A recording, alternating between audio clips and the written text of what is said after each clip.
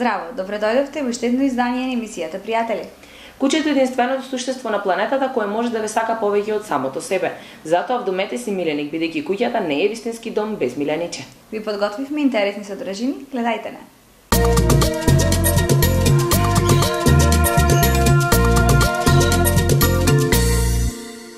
Вториот дел од разговорот со Војо ќе го посветиме на неговото патување во Африка.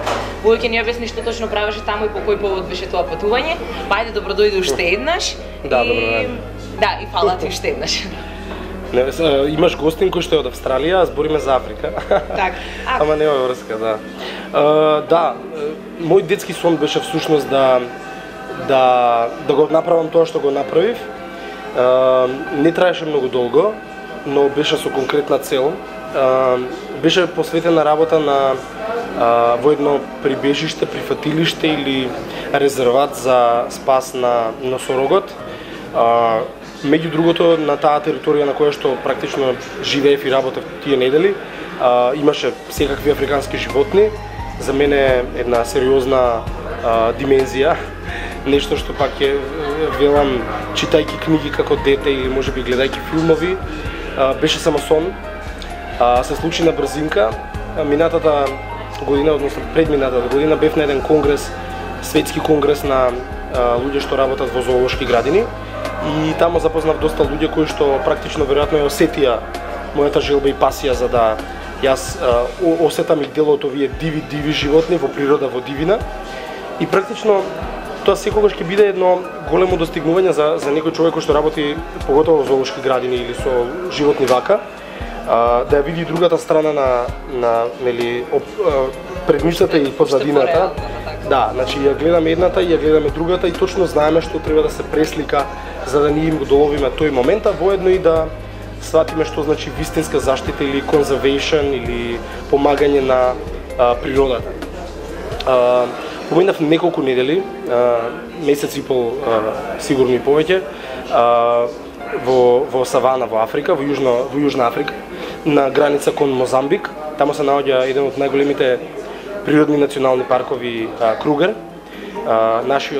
Нашето прибежиште беше точно на граница со Кругер парк. Всушност, низ годините тоа беше прибежиште за многу типови на животни, меѓу кои и лавови. Во свет е многу познат, кај нас не толку. Се викаше филмот Blood Lions или Крвави лавови, бидејќи е една голема индустрија од гледувањето на лавови за сафари, за фотографирање со истите, за сликање со отхранување на бебиња лавчиња. Тоа беше една сериозна индустрија во минатата декада во Африка. Најчесто од американци, заради тоа и во Европа беше малку поизолирано, но јас имав честа да работам со токму тие лавови кои светски познати, сега спасени, беа и живееа на нашата територија. Ние спиевме на само 3 километри од делот на ѕверовите. Ние спиевме до душа во тревопасната зона, каде немавме големи мачки и немавме слободни предатори големи, но во суштина не ризикот или опасноста не беше намалена, бидејќи во истата територија практично испиевме со 7 проблематични слонови од Кругер парк, кои биле на листата на чистење или на успивање, на убивање на истите, сега спасени и донесени на територијата на нашиот парк. А волонтерите кои што ние дојдовме, живеевме буквално на земја, во шатор, на тенда, во импровизирана кујна, санитарен чвор. Значи сето тоа во едни не може да бидат поприродни услови, бидејќи првото село, првото градче тие на некои 35 километри. Територијата на самиот парк беше повеќе од 30 километри. Живееја 7 слонови, доста гепарди, леопарди, неколку, преку 400 зебри, 200 и нешто антилопи. Тоа беа оние животни кои што беа изброени, кои што беа како мнозина, така? Имавме и многу кои што се, нели, секако слободни. Секое утро ние моравме да ги прихрануваме истите, иако се во природа ние со возила одиме низ природата, запишуваме, заведуваме доколку некаде запишаме нешто невообичаено, но во исто време и мора да оставиме храна, бидејќи тој дел од Африка и како страда и нема доволно храна, поготово што беше зима Иако звучи чудно, на дел од сликите гледачите гледаат и дека јас сум со зимска облека прилично дебела, бидејќи да, ноќта паѓаше и до 4-5 степени. Иако е Африка, многу луѓе, поготово во Македонија, беа зачудени како е можно, зашто си ти тамо. Често пати на Facebook се чекирав со 8 степени, а ти си спиел на земја, нели? Ама сите тие работи, додека не отидеш тамо, не ги знаеш, нели? Не ги предвидуваш. Или можеби не сме биле едуцирани да истражуваме на таа тема. Фантастично искуство, затоа што спиеш и се будиш со звуци на природата. Нешто што јас како човек кој сака да се бави со animal behaviorism е еден врв во тоа истражување, каде буквално заспиваш како наместо со интернет, со Facebook и со омилените песни од YouTube или твојата омилена плейлиста, сега немаш ништо освен неколку LED светла кои што ти служат и ги штедиш за да појдеш до тоалета, при тоа да не бидеш нападнат од некакво животно. Е една димензија која што претпоставувам дека не сум сигурен дали никогаш повторно ќе имам прилика да ја имам. Знаеш, малце од една страна е интересно, возбудливо вака кога го збориме, ама кога си тамо и кога сваќаш дека си американци велат in the middle of nowhere, значи на точката каде немаш ништо, каде месечината е друга, сонцето изгрева поинаку. Сонцето е огромно, има друга боја. Сосема поразлично тоа што е сосема нешто што не можеш да го предвидиш. Потпишуваш дека не бараш од нив одговорности кон твоето тело во случај да ти загинеш. Значи тоа е една обврска која ти ја даваш. Сваќаш дека имаш голем ризик. Да, сваќаш дека се упушташ во една опасна игра. Денот ти поминува во аларми, време е за маларија таблети, време е за антибиотик. Тамо мораше, бидејќи ние работевме со, например, чување лавови, кај нас подразбира, лавче, сладко е, леле, луѓе така реагираат кај нас. Тоа е прљава работа. Значи, ти треба да се занимаваш со сецкање зебри и потоа истите да ги дадеш на лавот. Така, после 3 дена треба да вадиш скелет од зебра надвор или да го фрлаш истото. Дел од снимките и фотографиите, дури и видеата кои што планирам, се уште не се откажав од идејата да ги пласирам и да им ги покажам на луѓето, е таа другата вистина која не е толку розова за природата.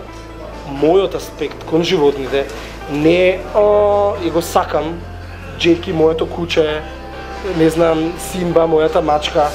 Ја ги сакам сите, ама имам еден поинаков, можеби малку понаучен пристап кон истите, нели? Секако дека една од работите со кои што како курс ја поминавме е како да го одбраниш твојот партнер кога си во природа. Партнер човек, ние сме во тимот волонтери. Јас имав 2 господи за кои што јас бев задолжен. Значи во случај, јас имам оружје. Значи во случај да се случи напад, јас сум одговорен за нив. Тие се за мене. Нема тука јас го сакам лавчето. Го сакам носорогчето. Имавме ситуации во кои што да речеме си школуван како да реагираш во случај на напад. Искрено мојот животот на моите најблиски луѓе секогаш ќе ми биде во прв план. И јас ги сакам животните и цел живот го посветив на нив, ама никогаш нема да дозволам да се случи некаков сукоп. Затоа се занимавам со бихевиоризам, за да предвидам одредени работи. Кога треба да се дистанцира човекот, да го заштитам. Тоа е мојата цел. Да не се случат инциденти или да можам да ги предвидам. Така многу често луѓе знаат да речат, нели, како што рековме, роден ден како од минатата емисија, па јас сакав да ја галам, зашто не ми даде да ја погалам, да ја се сликам со нејзе. Не, кога јас ќе одлучам дека не, тоа значи дека има некаква позадина. Затоа јас сум тој кој што е одговорен и влага во први борбени редови. Ние имавме инцидент кај што, например, имавме напад на леопард. Тоа е еден, за луѓето кои што не знаат, тоа е една од најопасните мачки во природата. Например, на лав да му покажеш храброст или решителност, тој ќе се повлече. Не и леопард. Многу подмукла мачка во однос на тактиката на лов. И буквално од ник да никаде ни се појави среќа што ние бевме добро истренирани, па изреагиравме брзо и се здруживме за да направиме стратегија за напад. за да тој се побегне, нели, за да се исплаши. Милиони искуства кои што се поврзани со ова. Имавме една вечер, се сеќавам, во кампот ни дојдоа слоновите кои што нели една од нивните ритуали во природа е да навечер јадат. Па така, например, он со ногата бутка дрвце, го корне од земја и сака да му ги јаде корењата. Се вика амарула tree, или тоа е омиленото дрво на слонот. Се прави од една позната пијачка ликер амарула. И тој си ги јаде корењата.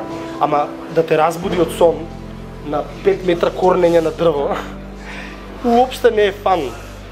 Јас неколку вечери потоа не можам да бидам равнодушен или да се правам, мене не ми беше ништо, дури ми беше супер, че ние имавме кошмари. Се будиш на секој шум, бевме, не знам, ограбени од мајмуни, од бабуни, еден ден комплетно се ни уништија мунгоси. Ма тоа е дел од таа задача. Тоа е дел од ризикот што го превземаш кога влагаш во природата. Ти си тој што сега е малцинство во оваа група, во оваа природа. Сакам да кажам, не е се толку розово и симпатично колку изгледа на сликите.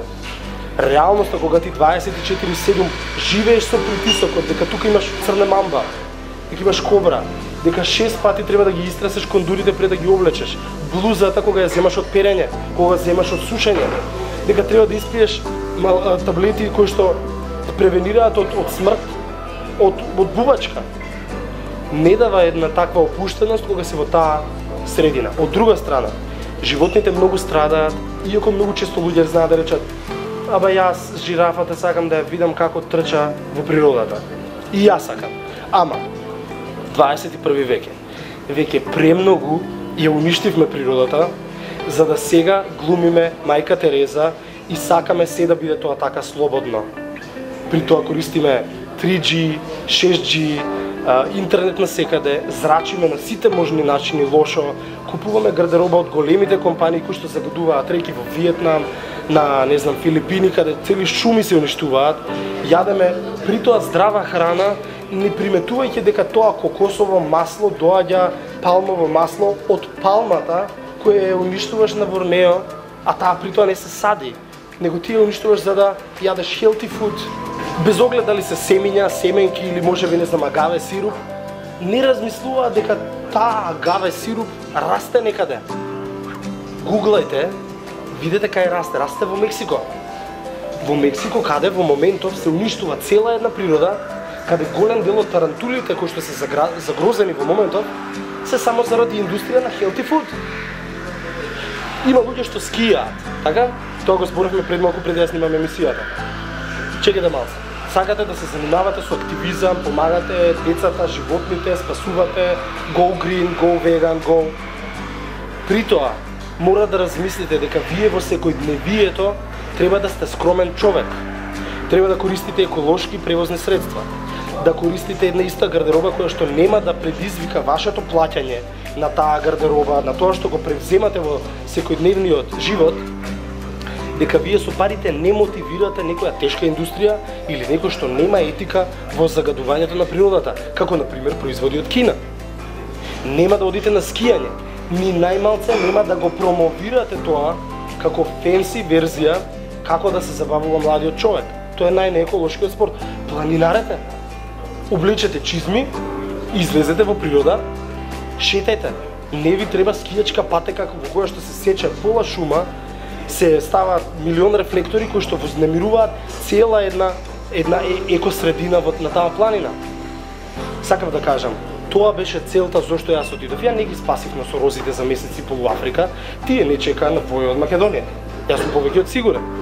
Нити пак ќе успеам тоа да го направам за месец и пол. Поентата на моето одење да ја осетам сериозната вистина, тежината на тоа што значи природата и да бидам нејзин месенџер. Да бидам тој кој што ќе го предаде понатаму, ќе демотивира луѓе за одредени постапки или при тоа ќе мотивира луѓе за да се однесуваат малку поеколошки во своите постапки, во постапките на секојдневието. Не мора да јадете банани секој ден. Јадете диња, имате крушки, имате јаболки. Јадете локална храна. Не ви треба гоџи бери, Не ви треба. Не Ја не велам дека не треба да јадете авокадо, нити да си правите, не знам, одредени сосови со нив, ама просто не мора да ги употребувате во секојдневието. Или употребувајте го тоа повремено. Да, пробајте го, користете го од време на време. Не сум јас тој кој што не јаде ова. Ама не го правете тоа во некои масовни, нели, размери за да вие понатаму, бидејќи сепак имајте предвид дека сето тоа е една глобална индустрија. Дури и она што во моментов го гледате како јадете органик, јадете био, тоа е индустрија. Во позадината има големи луѓе кои прават пари на вас. Идете на пазар, купете си од локалната женичка која сигурно нема да ја загади нивата во Пелагонија, пошто таа не знае како да употреби хемикалии. Најдете некој, врзете си, мотивирајте го некој. Нема потреба за Африка да збориме или за носорозите во Африка, пошто ти никако не можеш да помогнеш на нив. Ама ако не купиш банани, ако не пиеш кафе кое се произведува тамо, нема да дозволиме таа савана да биде уништена за да повторно тој носорог живее слободно. И ќе можеме да ги спасиме носорозите. Така ги спасиш животни. Како се прилагодивте ти тимот волонтери таму, нели и психички и физички на тие услови кои што ги имавте? Кажа дека бевте многу оддалечени од цивилизација, или така да се изразам, нели оддалечени од село, од градчиња, како физиолошки и психички се приспособивте? Супер искуство за мене. Добра подготовка ми беше она што јас реков пред малку. Сум поминал скоро сите врвови планини низ Македонија, сум кампирал, сум планинарал и имав една убава основа на тоа да знам што да очекувам кога си надвор од цивилизација. Знаеш дека тоа е малце тешко, ама да бидам искрен, одавна немав таква изолација за да ја можам да скокнам директно во една таква средина и да функционираш нормално како што рече со сите психички физички потреби кои што ги има еден човек. Немавме за среќа никакви инциденти, за среќа. Скоро се помина гладко, имавме само една тешка повреда на еден од волонтерите, ама тоа беше негова вина. За среќа се добро заврши. Инаку во однос на мене ми е преголем мерак што запознав многу луѓе со кои што, знаеш како реалити шоу си ставен и од овој момент ти имаш за задача да се прилагодиш на карактерите на овие луѓе и тоа го правиш 24 сати, дишеш заедно, немаш прилика да се да коригираш, ескивираш одредени работи, бидејќи немаш прилика за тоа. Немаш време, ни физичка прилика за тоа. Значи немаш дел во кој што ќе има бидеш сам, освен шаторот. Тоа што ќе спуштиш зипер и ќе речеш тука сум сам, нели? Ќе се пуштам мојата омилена песна. На Каролина by the way пишав дека Каролина со новиот албум со две лирика цело време, македонско девојче. Значи во Африка цело време и пишував.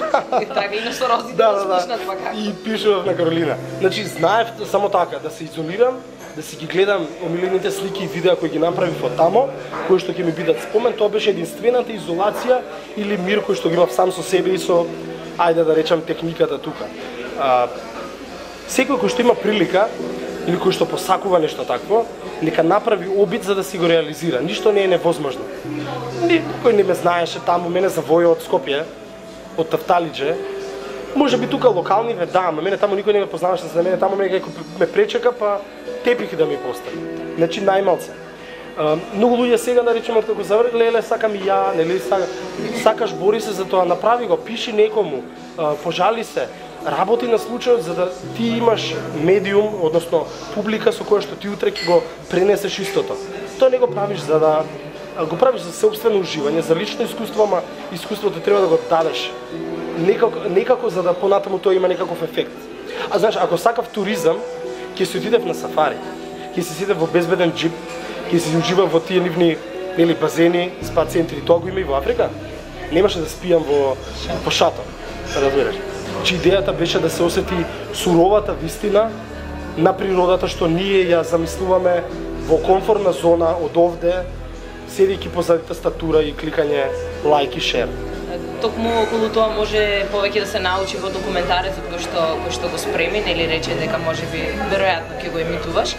Што точно содржи тој документарец? Кои информации може да се најдат таму? Се ова што го зборам, во кое што сум малце гневен нели заради авокадо, манго, банани, нескафе, гринти и целата таа индустрија која што сега пропагира ова или она и наоѓа форма како да го спакува, при тоа спонзорира одредени организациички кои што тоа ќе го понудат сега на пазарот таму во една друга верзија и тоа е се само како да добиеш нов пазар, а при тоа ти да заработиш пари, а целата таа природа во моментов тама страда.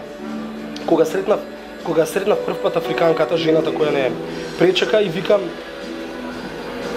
ја прашав, нели, после известно време велам, добро, дали сметате дека се справувате со состојбава, бидејќи не ми личи дека Африка се снаоѓа со дека ја губи битката, ме разбираш? Значи тамо на 6 часа сега гине носорог. Во моментов гине. За 6 часа пак. Се претпоставува дека до 2020 ќе ги изгубиме. Само заради хир на човекот. Ги убиваат заради тој рог, за да ги направат во пудра и понатаму во Виетнам да ги шмркаат со кокаин. Тоа е публика која е хировита, која има пари, која во моментот во Виетнам заработува од индустрија која доаѓа од Европа. Синџерот е тој, кругот е тој. Ние сме во него, ама не сме свесни за тоа. Ние мотивираме во моментов Азија да функционира со добар бизнис. Ние им ги полниме джебовите. Тие сега нормално стадиумот што американци и европејци го има во 70-тите кога ние во Европа беше хит жените да имаат бунда. Злато. Дали некогаш некоја жена се праша од каде доаѓа тоа злато? Доаѓа од Африка. Тамо знаете како доаѓа.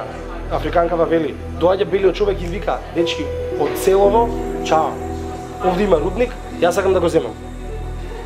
Не си одат, тие се тука од секогаш. Ги убива. Во истата година, вика, кога 70 години, во Европа златото, крзното, слонова коска, накид, беше символ на статус, на култура. Ние свириме на пијано кој има дршки од слонова коска. Во Европа тоа беше престиж, тоа беше класа. Така, истата деценија, истата година на само друг напоредник, меридијан, на земјинава топка значеше смрт. Ме разбираш? Значи, поентата на тоа видео е да им соочам на луѓето дека не треба да глумат лажен морал, етика, дека ние сега тука ќе кликнеме, ќе шернеме. Ќе биде се во ред. Да, дека ти секојдневно тоа го правиш.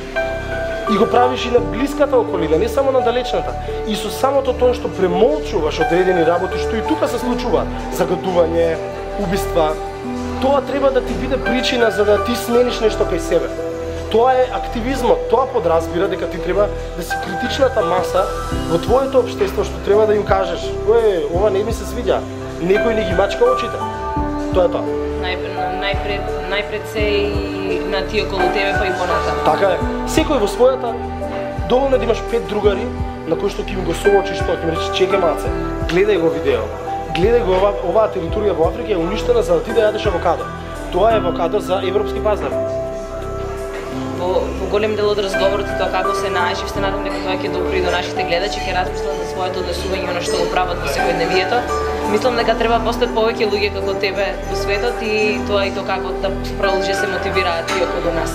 Да, извини ќе те прекинам, една од идеите, јас се надевам дека ќе ми успее, имам видеа и слики кои што сакам да ги приточам во една изложба. Никако да најдам квалитетен донатор за да се фати сериозно за ова, инаку да откријам, до сега не сум го спомнал, идејата на изложбата е да соберам пари, без оглед на каков начин, дали од продажбата, дали од на сликите што ќе ги врамиме или било како. Една од идеите ми е два мои студенти, да ги речеме, или луѓе кои што сум ги кибицирал, да ги испратам во Африка за да го прават истото. Хајде, нека биде тоа причина плюс за да се посети изложбата, за да се соработува и да се успее во идеја. Се надевам дека на гледачите им се допадна нашиот разговор, ќе имаме и трет дел каде што и понатаму ќе продолжиме да зборуваме. За сега фала ти уште еднаш. Добро дојдени сте во секој време, пријатели сме се уште. Се уште.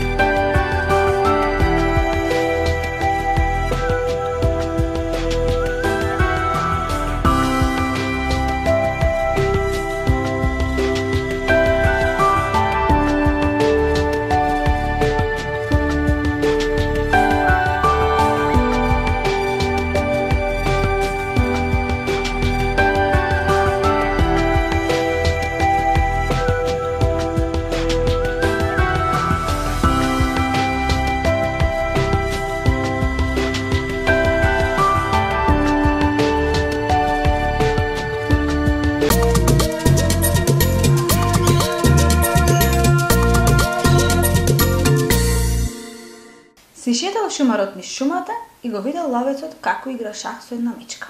Се зачудил па го запраша. Види колку паметна мечка, како игра шах ти со неа? Како не била паметна, 3-1 ја водам. Ова беше уште едно издание на емисијата Пријатели. Се надевам дека и овој пат го исполнавме вашето квалитетно потрошено време и дека ќе не гледате наредниот пат повторно. Голем поздрав до нашите пријатели Фризерско студио Ајтен, Белеза Битола, Орифлейм козметика, естетик и Мис Перфект. Чао, Чао, чао. чао.